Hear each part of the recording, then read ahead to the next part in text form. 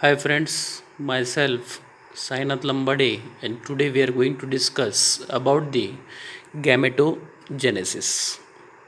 The gametogenesis is the process of formation of gametes. As you know, we have discussed in the last lecture about the gametes, male gamete and the female gamete. The gametogenesis is the process of formation of gametes in the sexually reproducing animals. Actually, gametes are produced in the sexually reproducing animals. As you know, the male gamete is the sperm and the female gamete is the ovum or egg. Gametes are formed from the primordial germ cells of the gonads. From the gonads, as you know, in the male is the testis and in the female that is the ovary. So in these gonads there is having the presence of primordial germ cells, and these primordial germ cells help in the formation of the gametes. In today's lecture we are going to discuss about the spermatogenesis. Actually, this spermatogenesis is carried out in the males formation of the sperm. You can say that spermatogenesis is nothing but the formation of the sperm.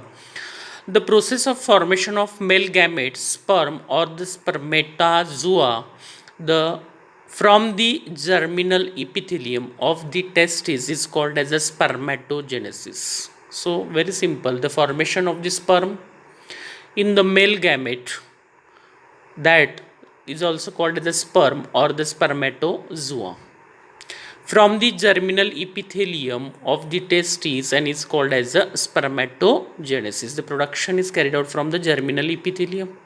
The seminiferous tubules are present, and these seminiferous tubules are lined by the germinal epithelium, and this germinal epithelium help in the formation of the sperm. At the onset of puberty, the hypothalamus begins to secrete of the gonadotropin and releasing hormones. When the onset of the puberty takes in the male, at that time what will happen? The hypothalamus begins to secrete the gonadotropin and releasing hormone, GnRH hormone. It initiates the significant release in the secretion of follicle stimulating hormone, that is a FSH, which induce spermatogenesis. This under the influence of FSH there is induce of spermatogenesis, means the formation of sperms. Each seminiferous tubule is lined by the single layer of cuboidal epithelial cells called as a germinal epithelium. These cuboidal cells are called as a germinal epithelium, and they help in the formation of the sperm, and they line to the seminiferous tubule. The cells of germinal epithelium undergoes spermatogenesis to produce the sperm. The process of spermatogenesis involves a three phases. Actually, first phase is the multiplication phase, second phase is the growth phase, and third phase is the mature phase. Actually, this spermatogenesis has been divided into three phases. We'll see that first, primordial follicles. This primordial follicle has been got mitotic or multiplication phase from one. Actually, this primordial follicle is diploid in number, that is a 2n in number, means 46 chromosomes. Diploid 2n means 46 chromosome. This mitosis means get multiplication phase from 1 it has been divided into 2, and 2 from it has given a 4 spermatogonia, and all these 1 2 3 4 spermatogoniums are in 2n number, means diploid form. So one of that will grow in the growth phase, and that is known as a primary spermatocyte. Actually, one has been grown with the accumulation of the food, it has grown, but what happened, that is called as a primary spermatocyte. Also it is in 2n number. This primary spermatocyte is in 2n number. It goes for the meiosis first, means meiosis means reduction of number. It has been gone for the meiosis first and divided into, it has given the two spermatocytes, and this two spermatocytes are n in number. As meiosis first, this has in n in number and they are in haploid form. Means only 23 chromosome in one and 23 chromosome in one. We can say 1n. This is called 1n and this may be 1n. So this primary spermatocyte was 2n, but when it passes meiosis first, it has given two spermatocytes, and these two spermatocytes are n in number. Again, this two spermatocyte goes for the meiosis second, and they have given us four number of spermatids, and all these fours are n in number. They are n in number, and this phase that actually that is called as a meiotic division, that is known as a meiotic division. And what will happen, these four spermatids are non-motile. They are in the form of non-motile. So these spermatids are converted into the spermatozoa, that is known as a spermiogenesis. This process is called as a spermiogenesis. Moving from spermatid to the spermatozoa, that is called as a spermiogenesis. Means this spermatids has been converted into the spermatozoa and they have got a tail. As this spermatids has attached to the Sertoli cells, and the Sertoli cells give the nourishment and physiological development of this, and they have gained this tail.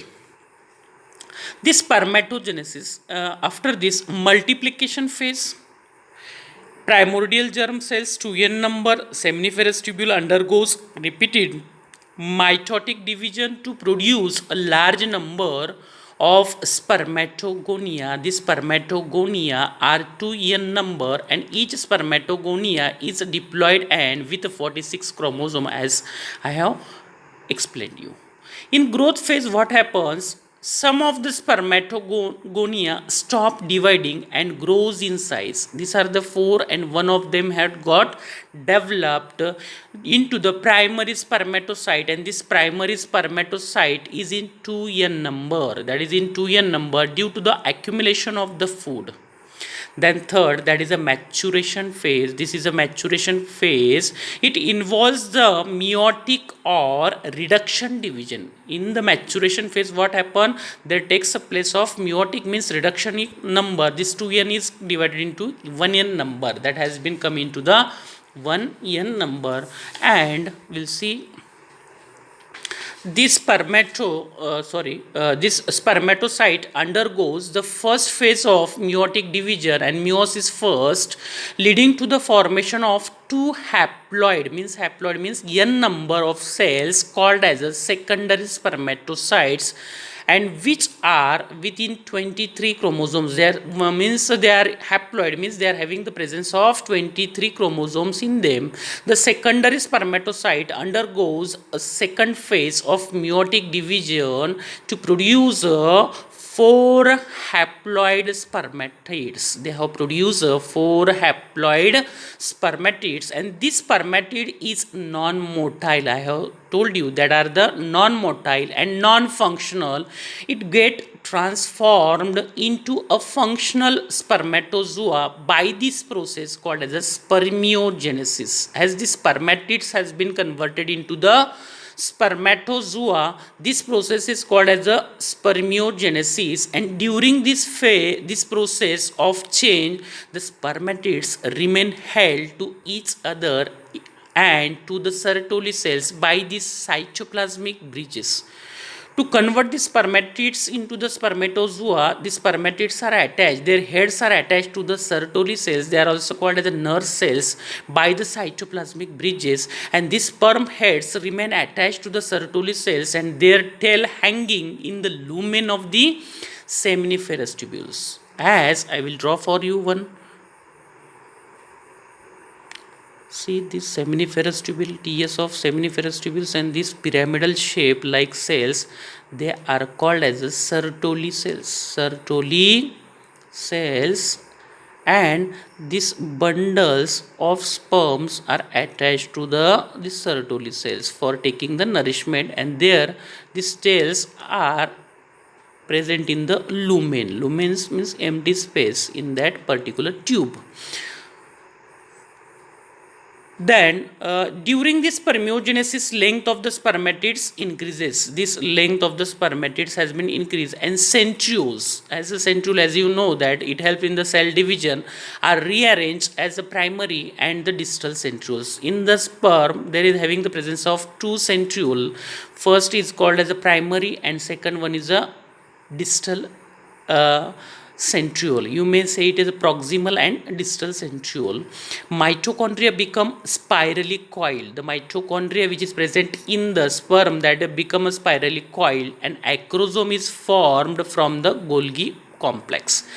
There is having the presence of acrosome, that is a enzyme which is present in the head of the sperm, and that is actually formed from the Golgi complex. Okay, thank you.